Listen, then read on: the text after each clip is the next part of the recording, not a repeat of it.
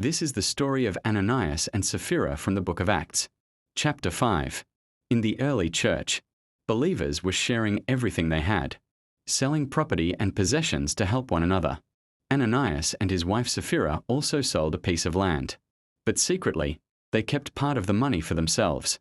They brought only a portion to the apostles and claimed it was the full amount, pretending to be completely generous.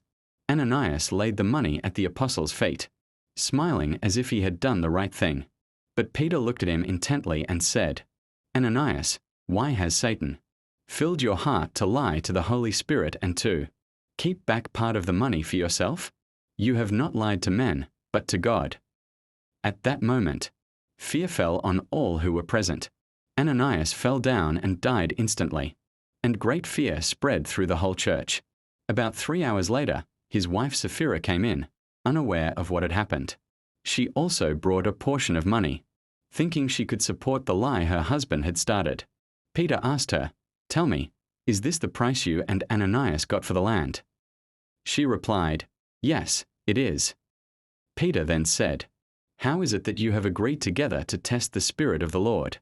Listen, the feet of those who have buried your husband are at the door, and they will carry you out as well."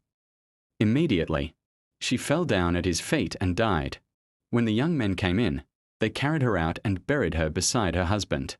And so, great fear came upon the whole church and all who heard about these events. This story reminds us that God sees everything. He desires honesty and integrity from His people, not deceit or pretending.